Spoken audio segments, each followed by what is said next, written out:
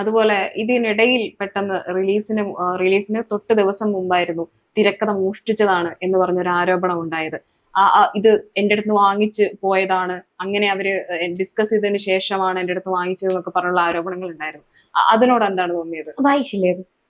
ഈ സോഷ്യൽ മീഡിയയിൽ അദ്ദേഹം ഈ പറഞ്ഞ ആളില്ലേ, അദ്ദേഹം കോടതിയിൽ ഒരു 49 പേജുള്ള അദ്ദേഹം എഴുതിയെന്നും അവകാശപ്പെടുന്ന സ്ക്രിപ്റ്റ് കൊടുത്തിട്ടുണ്ടായിരുന്നു. അത് സോഷ്യൽ മീഡിയയിലൊക്കെ ഇറങ്ങി. വായിച്ചായിരുന്നു അത്? എങ്ങനെയുണ്ട് കഥ? ആ കഥയും നേര് കണ്ട ആൾക്കാരും നേരെന്താണെന്ന് തിരിച്ചറിയും. ആരെയും ചെറുതാക്കി കാണുന്നതെന്നല്ല. എല്ലാ സിനിമ ഇറങ്ങുമ്പോഴും ഇതുപോലെ നമ്മൾ കേട്ടിട്ടേ ഉള്ളൂ. വലിയ വലിയ സിനിമകൾക്കായി, ചെറിയ സിനിമകൾക്കൊന്നും കേട്ടിട്ടില്ല, വലിയ സിനിമകൾക്ക് അത് കേട്ടിട്ടുള്ള. അപ്പൊ ഈ വലിയ സിനിമകളുടെ തലേന്ന് ട്രെയിലർ ഇറങ്ങിയിട്ട് എത്ര നാളായി? സിനിമയുടെ റിലീസിന്റെ തൊട്ട് തലേന്ന് ഡേ കൊടുക്കുന്നു എന്നും പറഞ്ഞു കൊണ്ട് കോടതിയിൽ ഒരു സാധനം കൊടുക്കുമ്പോൾ അതിന്റെ ബോണഫൈഡ് എന്താ, വിശ്വാസ്യത എന്താ? ഇത്രയും ദിവസം ഇല്ലായിരുന്നോ? അല്ലെങ്കിൽ തന്നെ ഒരു മിനിമം പ്രാക്ടീസ് ഉള്ള, അല്ലെങ്കിൽ ഇതിന്റെ ആരെങ്കിലൊക്കെ ഉപദേശിച്ചത്, ഒരു മിനിമം പ്രാക്ടീസ് ഉള്ള ഒരു ലോയർ ഉപദേശിച്ചെങ്കിൽ ഒരിക്കലും ഹൈക്കോർട്ടിൽ കൊണ്ടൊരു റിറ്റ് കൊടുക്കില്ല.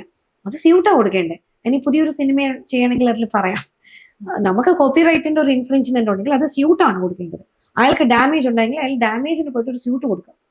എത്രയോ സിനിമകൾ അങ്ങനെ സ്റ്റേ ചെയ്തിട്ടുണ്ട് അല്ലെ? പ്രത്യേകിച്ച് ഇതിൽ ഇയാൾ എന്റെ ഫോട്ടോ ഒക്കെ ഹാജരാക്കിയിട്ടുണ്ട്. എങ്ങനെയായിരുന്നു ശരിക്കും? അവരെ ഒന്നിച്ചിട്ട് ഫോട്ടോ എടുത്തിരുന്നോ നിങ്ങൾ? ഞങ്ങൾ ഇത് അറിഞ്ഞില്ല. ഞങ്ങള് വേളാങ്കണ്ണിയിൽ പ്രാർത്ഥിക്കുകയായിരുന്നു സിനിമയുടെ തലേ. കാരണം വേളാങ്കണ്ണിയിൽ ഞങ്ങളുടെ കുടുംബമായിട്ട്, സാർ, ചേച്ചി, സാറിന്റെ കുടുംബം, ഞാൻ, എന്റെ ഹസ്ബൻഡ്, ഞങ്ങൾ അവിടെ പോയി ഒരു ദിവസം അവിടെ പോകുന്ന സമയത്താണ് നേരിന്റെ ത്രെഡ് അവിടെ നിന്നാണ് തുടങ്ങുന്നത്. അപ്പൊ നേര് ഷൂട്ട് ചെയ്യുന്നതിന് മുന്നേ ഞങ്ങൾ പോയി പ്രാർത്ഥിച്ചു. നേര് കഴിഞ്ഞ് റിലീസിന്റെ തലേന്ന് ഒരു ഗ്രാറ്റിറ്റ്യൂഡാണ് നമ്മൾ പോയി ഒന്ന് നമ്മുടെ ഒരു സന്തോഷം നിറവെന്ന് പറയില്ലേ. സിനിമ വിജയിക്കോ പരാജയപ്പെടുമോ എന്നുള്ളതിനൊക്കെ ഉപരി നമുക്ക് വിചാരിച്ചൊരു കാര്യം അപ്പോഴാണ് ഇത് അറിയുന്നത്. ഒരു വക്കീൽ കൊടുത്തു. അപ്പൊ ആ വക്കീലിന്റെ പേര് കണ്ടപ്പോ നമ്മൾ പറഞ്ഞു അത് ചുമ്മാതെ ആയിരിക്കും, ഇങ്ങനെ കൊടുക്കുന്നതായിരിക്കും എന്നൊക്കെ പറഞ്ഞു. ഇനിയിപ്പോ ആരെങ്കിലും എന്തെങ്കിലും പറഞ്ഞു കൊടുത്തിട്ടാണോ, നമ്മൾ വേറൊരു സിനിമ കാണാൻ പറയാം. അപ്പൊ അങ്ങനെയൊക്കെ വിചാരിച്ചു. കുറച്ച് കഴിഞ്ഞപ്പോഴാണ് കാര്യം മനസ്സിലാകുന്നത്, വേറൊരാൾ കഥ മോഷ്ടിച്ചു എന്ന് പറഞ്ഞു കൊടുത്തു. അപ്പൊ നമ്മൾ അപ്പോഴും വിചാരിച്ചു ഈ സാധാരണ സിനിമകളിൽ ഇങ്ങനെ തലേ ദിവസം കൊണ്ടു കൊടുക്കും, അപ്പൊ ചിലപ്പോൾ ഒരു സെറ്റിൽമെന്റ് വരും, കുറച്ച് പൈസ തട്ടാനുള്ള ആരെങ്കിലും ആയിരിക്കും, ഡമ്മിയാക്കി കൊടുക്കുന്നതായിരിക്കും, അങ്ങനൊക്കെ വിചാരിച്ചു. അത് കഴിഞ്ഞപ്പോൾ ഫോട്ടോ ഉണ്ട്.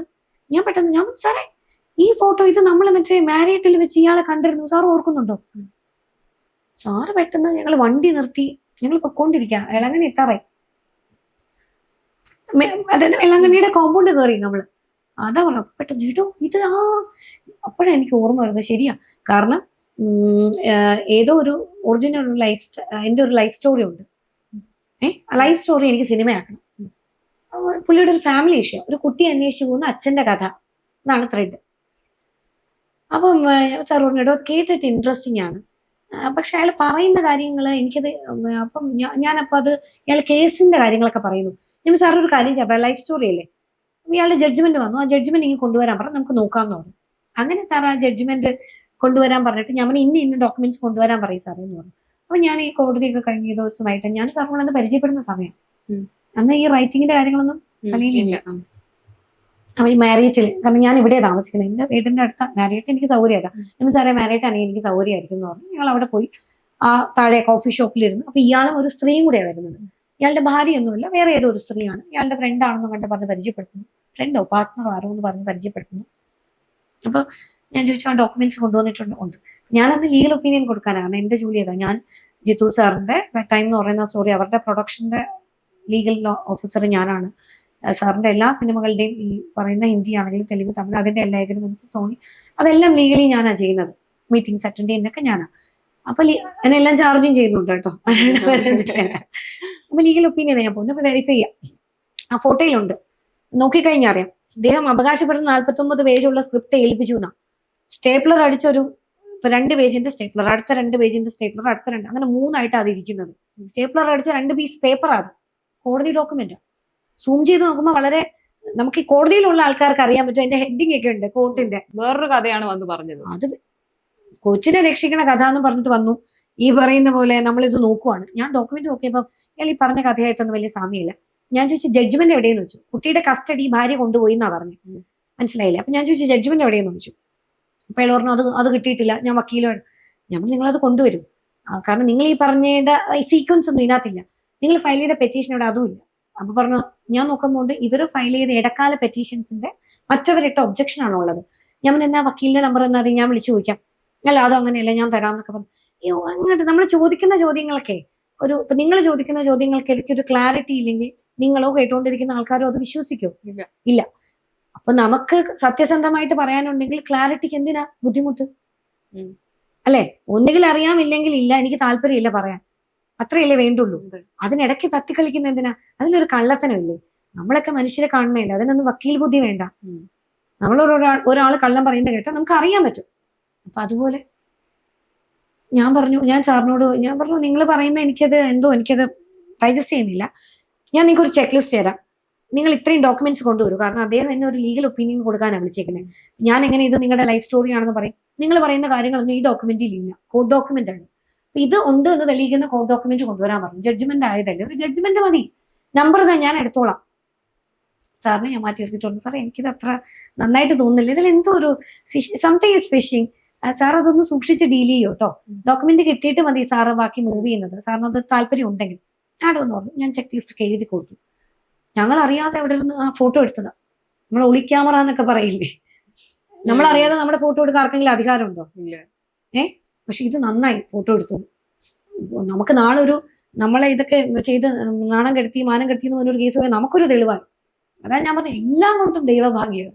അയാൾക്കന്ന് ഫോട്ടോ എടുക്കാൻ വന്ന ഏറ്റവും വലിയ കാര്യം എന്ന് ഞാൻ പറയും. പിന്നെ സാറിന്റെ പിന്നെയുള്ള ഫോട്ടോ നോക്കുമ്പോൾ അതിൽ ഞാനില്ല, അത് എന്നെ കാണുന്നതിന് മുമ്പേ ഉള്ളതാ. സാറിന്റെ വീട്ടിൽ അങ്ങോട്ട് ഈ പറഞ്ഞ പോലെ ഒരു ലേഡിയും കൊണ്ട് പോകുന്നതാ. സാറിന്ന് പറയുന്നത് കേട്ടോ, നമ്മുടെ വീട്ടിൽ വരുന്നവരോട് നമ്മളൊക്കെ ആദിത്യ മര്യാദ കാണിക്കും. നമ്മളൊരു ചായയും കോഫിയും കൊടുത്താ എത്തുന്നത് അല്ലേ, ഇതൊരു മര്യാദയാണ്.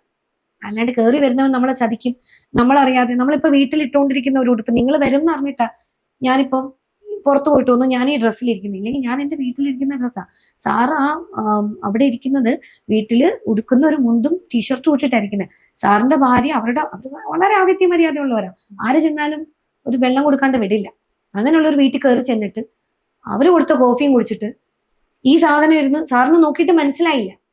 സാറിന് ഈ ഡോക്യുമെന്റാ കൊടുക്കുന്നത്, ഈ സ്റ്റേപ്ലർ അടിച്ച 2 പേജ്, അതിന്റെ 3 സെറ്റ്. സാർ നോക്കിട്ട് എനിക്കിതൊന്നും മനസ്സിലാവണില്ല. എന്നിട്ട് നമ്മളിങ്ങനെ അറിയാണ്ട് എടുക്കില്ലേ, ആൾക്കാരെ ചതിക്കാൻ വേണ്ടി ക്യാമറ എടുത്തെടുക്കുക. അതൊക്കെ ശരിയാണ്? ഒരു വീട്ടിൽ കയറി ചെന്നിട്ട് ഭയങ്കര കുറ്റകൃത്യമല്ലേ? നിങ്ങൾ കേട്ടുകൊണ്ടിരിക്കുന്നവർ അറിയണം. കാരണം ഞാൻ ഇമോഷണൽ ആയിട്ട് പറയരുതെന്ന് വിചാരിച്ച ഒരു സബ്ജക്റ്റ് ആയിരുന്നു, ഇത് പറയേണ്ട കാര്യമില്ല. പക്ഷെ നമ്മൾ അറിഞ്ഞിരിക്കണം, നമ്മുടെ വീട്ടിൽ കയറി വന്നിട്ട് ഒരുത്തൻ ചതിക്കാനായിട്ട് വരുന്നു, അവനും നമ്മളും തമ്മിലൊരു ബന്ധമില്ല. സാറ് പാവം ഒരുത്തൻ, അവനൊരു ട്രോമയിലായിരുന്നു. അപ്പൊ അയാൾക്ക് എന്തോ ഒരു സ്ട്രോക്കും കണ്ട് വന്നു, സംസാരമൊക്കെ പോയി. സാറിന് എല്ലാവരോടും പാവം തോന്നും, ഭയങ്കര ഹ്യൂമാനിറ്റി ഉള്ള ഒരു മനുഷ്യൻ. ഞങ്ങളൊക്കെ പറയും സാറ് ഇങ്ങനെ കണ്ണടച്ചാരെയും വിശ്വസിക്കരുതെന്ന്. പുള്ളി എല്ലാരെയും ഇങ്ങ് വിശ്വസിക്കും, എല്ലാവരോടും പാവത്താണ് തോന്നുന്നത്. പുള്ളി അങ്ങനെയാ, പുള്ളിയുടെ ഒരു ബാക്ക്ഗ്രൗണ്ട്, അച്ഛൻ അമ്മ അങ്ങനെ ഒരു ബാക്ക്ഗ്രൗണ്ടാ. പുള്ളി അയ്യോ പാവം, അവന് കൊച്ചിനെ തിരികെ കിട്ടുമെങ്കിൽ കിട്ടട്ടെ, ഈ കഥയിലൂടെ കുട്ടിയെ അവന് തിരിച്ച് കണ്ടെത്തണം, അങ്ങനെയൊക്കെ ആയിരുന്നു. സാറിന് ഇതൊക്കെ കേൾക്കുമ്പോഴേ നമുക്കിത് കേൾക്കുമ്പോൾ ഡ്രാമയായിട്ടൊക്കെ തോന്നും. സാറ് ഭയങ്കര മനുഷ്യത്തോളാണ്, നമുക്കുണ്ട്, പക്ഷെ ചിലപ്പോൾ തിരിച്ചറിവും കൂടെ ഉണ്ടാവും. അങ്ങനെ സാറിന്റെ വീട്ടിൽ പോയി സാർ വരേണ്ട ക്യാമറയൊക്കെ എടുത്ത് ഫോട്ടോ എടുത്ത് അതും എടുത്തിട്ടു. ഇതെല്ലാം നന്നായി, ഇതെല്ലാം ദൈവാനുഗ്രഹം. അപ്പൊ പക്ഷെ സാറൊന്ന് പറയുന്ന കേട്ടു, എത്രയോ പുതിയ കുട്ടികൾ സാറിന് കഥ എന്ന് പറഞ്ഞ് വരുന്നുണ്ടെന്ന് അറിയോ? സാറാണെങ്കിൽ സാർ എല്ലാവരെയും എന്റർടൈൻ ചെയ്യും, കഥ കേൾക്കാം, അതിനെന്താ നല്ലതാണെങ്കിൽ അവരെ എന്റർടൈൻ ചെയ്യും. സാറിന് ചെയ്യാൻ പറ്റിയില്ലെങ്കിൽ ഞാൻ കണ്ടിട്ടുണ്ട്, സാറിന്റെ അസോസിയേറ്റ്സ് സിനിമ ചെയ്യുന്നവരോട് അവരോട് പറയും നമുക്കത് ചെയ്തെടുക്കാം, നിങ്ങൾക്ക് അത് നന്നാകും, ഞാനത് ചെയ്താൽ നന്നാവില്ല. സാർ അങ്ങനെ ഏർപ്പെടുത്തി കൊടുക്കും. സ്റ്റോറിയിൽ സാർ ഇങ്ങനെ മാറ്റം വരുത്തിയാൽ നല്ലതായിരിക്കും സജഷൻ കൊടുക്കും. അങ്ങനെ ഒരു മനുഷ്യനാ. അപ്പൊ അങ്ങനെയുള്ള ഒരാളെയൊക്കെ ദ്രോഹിക്കുക എന്ന് പറഞ്ഞാൽ അതൊന്നും ശരിയായിട്ടുള്ള നടപടി ആയിരിക്കും ലക്ഷ്യം ശരിക്കും, അല്ലെങ്കിൽ പബ്ലിസിറ്റി ആണോ പൈസയാണോ? എന്തായാലും നല്ല ഇന്റൻഷൻ ആണെങ്കിൽ, അയാൾക്ക് ശരിക്കുള്ള ഒരു ഇന്റൻഷൻ ആണെങ്കിൽ അയാൾ അന്ന് ഞങ്ങളോട് പറഞ്ഞ ഈ കുട്ടിയെ കണ്ടുപിടിക്കുന്ന കഥയല്ലേ കോടതി കൊടുക്കേണ്ടത്. കോടതി കൊടുത്ത കഥ നിങ്ങൾ വായിച്ചില്ലേ? ഒരു അമ്മുമ്മയും ഒരു മകൻ മകള്, ഒരു അമ്മുമ്മയുടെ പേരക്കുട്ടി, അമ്മുമ്മയുടെ മകൻ മകള്, ഇവരെല്ലാരും കൂടെ കോടതിയിലിരുന്ന് വാദിക്കുന്നു, വിധി കൽപ്പിക്കുന്നു. നമ്മൾ ആരെയും കുറച്ച് കാണുന്നത് ഇതൊന്നും ബിലീവബിൾ അല്ല. അയാൾ അന്ന് പറഞ്ഞ കുട്ടിയെ കണ്ടുപിടിക്കാൻ പോകുന്ന എന്ത് വൃത്തിയുള്ള സ്റ്റോറി ആയിരുന്നു. എന്തിനാ ഇങ്ങനെ നാടകം കാണിക്കുന്നത്? ട്രെയിലർ കണ്ടിട്ട് ചുമ്മാ ആരോ തട്ടിക്കൊടുത്തി ഒരു കഥയല്ലേ അത്, കേട്ടാൽ തന്നെ മനസ്സിലാകില്ല. ഒരാളുടെ സാഹചര്യമായിരിക്കും, നമുക്ക് അതിലൊന്നും, എനിക്ക് തോന്നുന്നു അയാളുടെ സാഹചര്യമായിരിക്കും അയാളെ കൊണ്ട് ചെയ്യിപ്പിച്ചത്. ഒറ്റ പ്രാർത്ഥനയുള്ളൂ, നമ്മളൊന്നും ആ സാഹചര്യത്തിൽ പെടാണ്ടിരിക്കുക. ദൈവം ഇല്ലേ, അപ്പൊ ദൈവം അങ്ങനെ ഒരു സാഹചര്യം ഉണ്ടാക്കാണ്ടിരിക്കട്ടെ മനുഷ്യർക്ക്. ഒരു സാഹചര്യത്തിൽ നിന്നാണ് മനുഷ്യൻ ചെയ്തു പോകുന്നത്. ഒരു സാഹചര്യം കൊണ്ടാണ് നമ്മൾ പറയും ജെന്യുവിനായിട്ട് ഈ പറഞ്ഞ പോലെ എനിക്ക് ഒരു രക്ഷയില്ല, ഞാൻ അവനെ കൊന്നുപോയി, എന്റെ കുടുംബത്തെ ദ്രോഹിച്ചു, എനിക്ക് വേറെ വഴിയില്ലായിരുന്നു. ഒന്നും ചെയ്യാതെ ഒരാളെ കൊണ്ട് ദ്രോഹിക്കുക എന്നൊക്കെ പറഞ്ഞാൽ അതും മനസ്സിന്റെ ഒരു പ്രശ്നമാണ്. ചിലപ്പോൾ ഈ പറഞ്ഞ പോലെ അയാളുടെ ഫാമിലി ലൈഫ് ആയിരിക്കും അയാൾ അങ്ങനെ ചെയ്യിപ്പിച്ചത്.